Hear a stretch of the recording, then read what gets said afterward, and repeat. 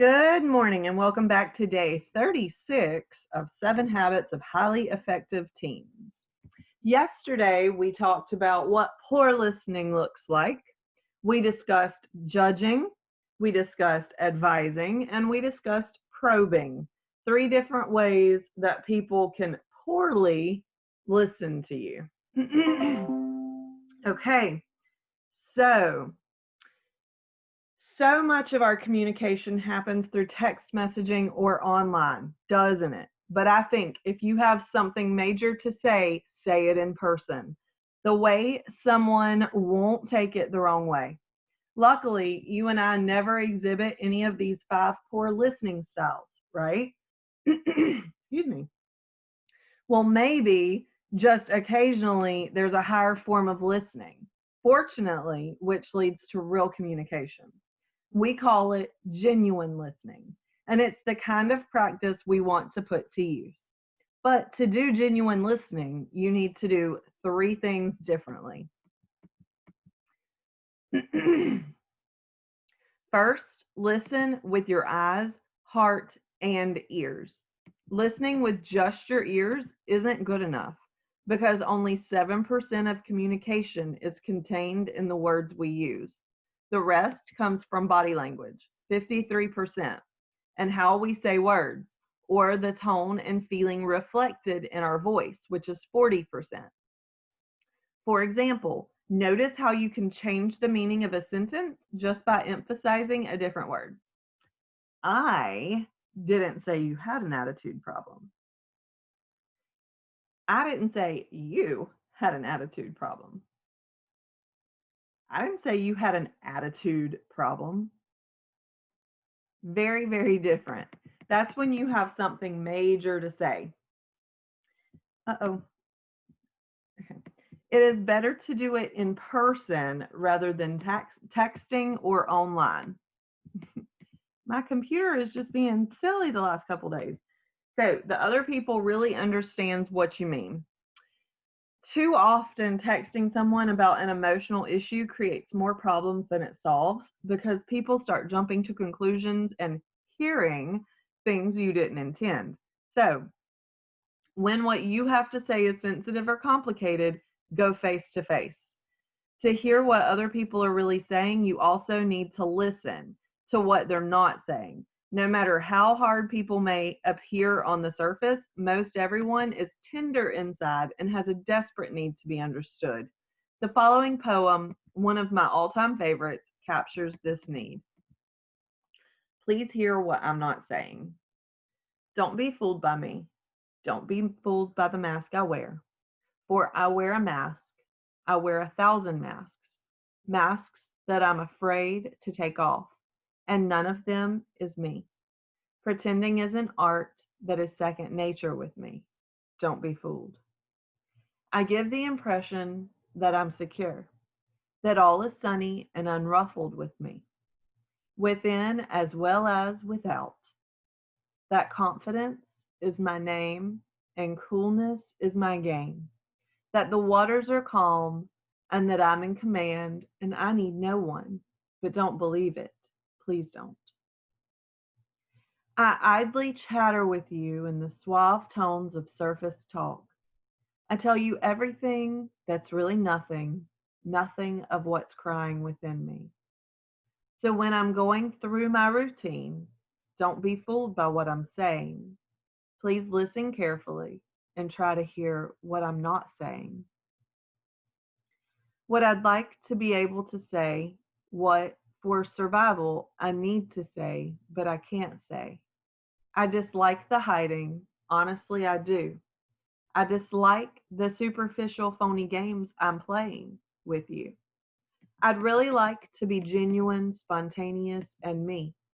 But you have to help me. You have to help me by holding out your hand, even when that's the last thing I seem to want or need.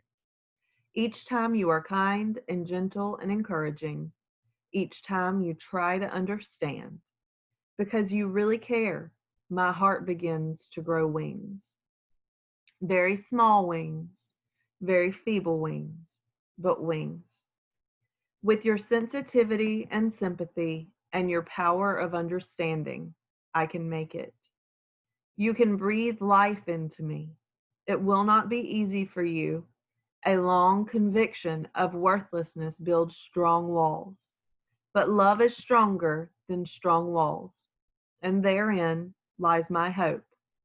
Please try to beat down those walls with firm hands, but with gentle hands, for a child is very sensitive, and I am a child. Who am I, you may wonder? For I am every man, every woman, every child, every human you meet. Oof, that's deep. Second, stand in their shoes. To become a genuine listener, you need to take off your shoes and stand in another's. In the woods of Robert Burns, until you walk a mile in another man's moccasins, you can't imagine the smell. You must try to see the world as they see it and try to feel as they feel. Let's pretend for a moment that everyone in the world wears tinted glasses and that no two shades are exactly the same. You and I are standing on the banks of a river. I am wearing green lenses and you are wearing red. Wow, look how green the water is, I say. Green? Are you crazy? The water's red, you reply. Hello, are you colorblind? That's as green gets. It's red, you idiot. Green, red. Many people look at conversations as a competition. It's my point of view versus yours. We can't both be right. In reality, since we're both coming from different points of view, we both can be right. Furthermore, it's silly to try to win conversations that usually end up in win lose or lose lose and is a withdrawal from the relationship bank account. My little sister was once told this story by a friend of hers named Toby. Notice what a difference standing in another's shoes made. The worst part about going to school was riding the bus. I mean, most of my friends had cars, but we couldn't afford a car for my own personal use. So I had to either take the bus or find a ride. Sometimes I'd call my mom after school to pick me up, but she would take so long, it drove me crazy. I remember many times screaming at my mom, "What took you forever? Don't you even care that I've been waiting for hours?" I never noticed how she felt or what she'd been doing. I only thought about myself. One day I overheard my mom talking to my dad about it. She was crying and said how much she wished they could afford a car for me and how hard she'd been working to try to earn the extra money. Suddenly, my whole perspective changed. I saw my mom as a real person with feelings, fear, hopes, doubts, and a great amount of love for me.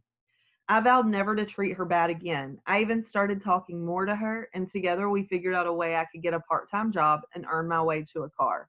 She even volunteered to drive me to work and back. I wish I had listened to her earlier. Yes. Third, practice mirroring. Think like a mirror. What does a mirror do? It doesn't judge, it doesn't give advice, it reflects. Mirroring is simply this: repeat back in your own words what the other person is saying and feeling. Mirroring isn't mimicking. Mimicking is when you repeat exactly what the other person says, like a parrot. Ugh, Tom, I'm having the worst time in school right now. You're having the worst time in school right now. I'm basically flunking all my classes.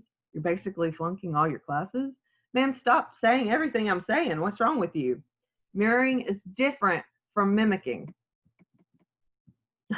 in the following ways. So, mimicking is repeating words using the same words, cold and indifferent. Mirroring is repeating meaning using your own words and being warm and caring.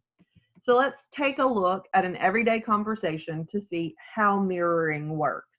Your dad might say to you, "No, you can't take the car tonight, son," and that's final. A typical seek first to talk response might be, "You never let me take the car. I always have to get a ride. I'm so sick of it." This kind of response usually ends up in a big yelling match where neither side feels very good afterwards. And possibly you don't get to go, period, because you yelled at your parents. Instead of Instead, try mirroring. Repeat back in your own words what the other person is saying and feeling. So let's try it again. "No, you can't take the car tonight, son, and that's final. I can see that you're upset about this, Dad." You bet I'm upset. The way your grades have been dropping lately, you don't deserve the car. So you're worried about my grades then? I am. You know how badly I want you to get into college. College is really important to you, isn't it? I never had the chance to go to college, and I've never been able to make much because of it. I know the money's not everything, but it sure would help right now. I just want a better life for you. Okay, I see what you're saying. You are so capable that it just drives me crazy when you don't take school seriously. I guess you can take the car if you promise me you'll do your homework later tonight. That's all I'm asking. Promise? Did you notice what happened? By practicing the skill of mirroring, the boy was able to uncover the real issue. Dad didn't care so much about him taking the car. He was more worried about his future and his casualness towards school. Once he felt that his son understood how important grades in college were to him, he dropped his defenses. I can't guarantee that mirroring will always lead to such perfect outcomes. It's usually, but not always, more complicated than this. Dad might have replied, I'm glad you understand where I'm coming from, son. Now go do your homework. But I can guarantee that mirroring will be a deposit into another's relationship bank account, and that you'll get farther than you'd get using the fight or flight approach. If you're still a skeptic, I challenge you to give it a try. I think you'll be pleasantly surprised. And disclaimer, if you practice mirroring but don't really desire to understand others, they will see through it and they will feel manipulated. Mirroring is a skill, the tip of the iceberg. Your attitude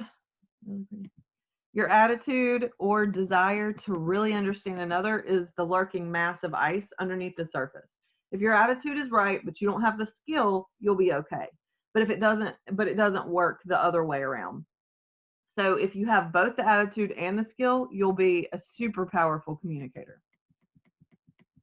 All right. Now, here are a few mirroring phrases you can use when trying to practice genuine listening. And remember, your goal is to repeat back in your own words what another person is saying and feeling. So don't repeat what they say, but repeat back what you're hearing, okay? What they are saying and feeling. Okay, so mirroring phrases. It sounds like you feel. So as I see it, I can see that you are feeling. You feel that. So what you're saying is, important note, there is a time and a place for genuine listening. You'll want to do it when you're talking about an important or sensitive issue, like if a friend really needs help, or if you're having a communication problem with a loved one. These conversations take time and you can't rush them. However, you don't need to do it during casual conversations or everyday small talk. Man, where's the bathroom? I got to go real bad. So, what you're saying is you're worried you won't find a bathroom in time? Yeah, don't do that. Okay, so now here's your homework. I want you to grab someone, a parent, a friend, a sister, a brother, an aunt or an uncle, a grandma, Sister Mary from down the street. I don't care who it is, but grab someone and I want you to practice this genuine listening action. Okay. And I'm going to read through it. It's on the screen here, so you can refer back to it as need be. Okay. Just pause your video once you've listened to the demonstration. Pause your video and then come back to it with your person and do your homework, okay? Do the actual act it out with them. All right, so let's take another look at the sister who needs a listening ear from her big brother to illustrate how different genuine listening is. Sister says, I don't like our new school at all. Ever since we moved, I felt like the biggest outcast. I wish I could find some new friends. The brother could use any one of the following responses. Pass the chips would mean spacing out. Yeah, sounds great. Pretend listening. Speaking of friends, my friend Julio, blah, blah, blah, blah, blah, selective listening. What you need to do is start meeting new people, advising. You're not trying hard enough, judging. Are you having trouble with your grades too? Probing. But if Big Bro is smart, he'll try mirroring. So the conversation would go more like this. Why is my touch screen not working? I don't like our new school at all. Ever since we moved, I felt like the biggest outcast. I wish I could just find some new friends.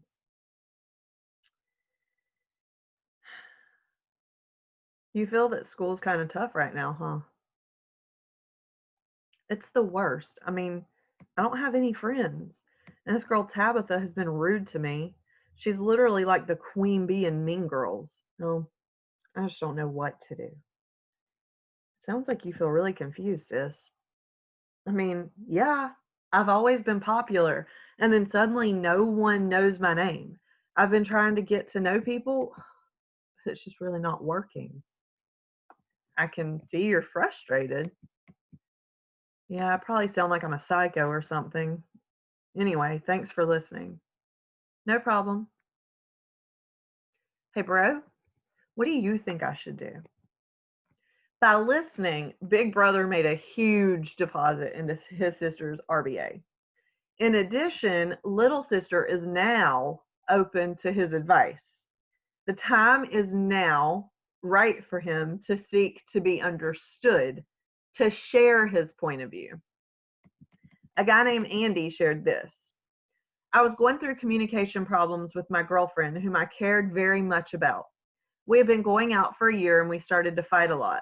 I was really scared to maybe lose her when I learned about seeking first to understand and then to be understood, and how to apply the relationship bank account to relationships. I took it very personally. I realized that I always had been trying to interpret what she was saying, but never really listened with an open mind. It saved our relationship, and we are still together 2 years later. Our relationship is much more mature than most couples because we both believe in Habit 5. We use it for big decisions as well as little ones like going out to dinner. Every time I'm together with her, I honestly keep saying to myself, now shut up and try to understand her. Okay, so now I want you to practice mirroring.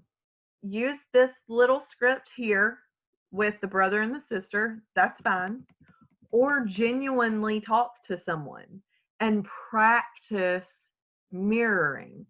But first, I urge you read through the suggested um, lines here, the mirroring phrases, so that as you're practicing listening to someone, you know, you know what to say. You've got some lines that can guide you to the next thing. Okay? So, I'm not going to make you write anything about this. I just want to go on the good faith that you are actually going to practice it. And next time I see you, I'm going to quiz you. Okay? Hope you have a wonderful day. Hope you enjoyed this lesson, and I will see you tomorrow.